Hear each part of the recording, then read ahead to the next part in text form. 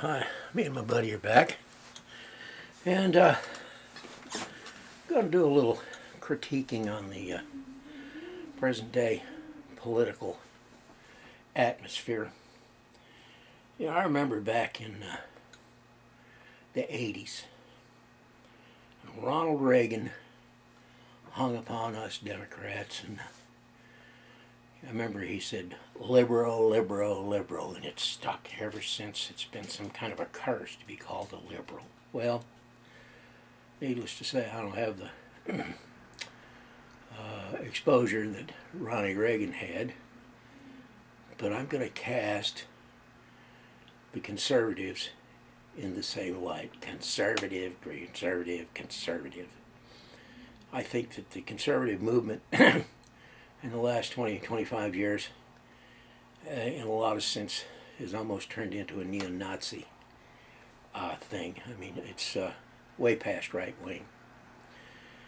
And the conservatives today, the Tea Party, the Republican National Committee, that segment of the political world, is branding Obama and folks like myself as socialists. And smacked my lips again, I did. Okay. My input for the evening is that almost everybody out there in the United States now has their finger in the pie one way or another. The socialism that they are casting such a disparaging thing on is rampant. So they really have no grounds. And I have a list of things here as an example. If you receive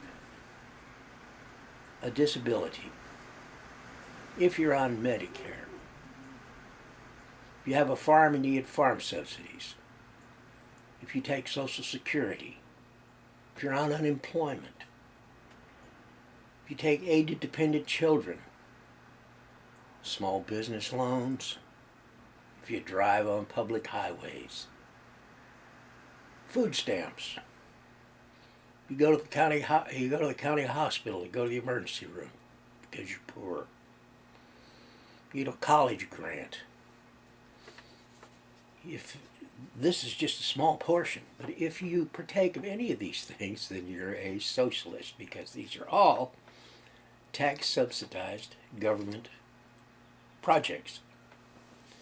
So when I hear like back when last August, when they had the town meetings discussing the at that time projected health care remake, there were people screaming bloody murder, veins standing out in their necks, eyes bulging, just all upset. Don't mess with my choices, and just angry people. And the thing that struck me was that about 85% of those angry people were past 65, or they're on Medicare.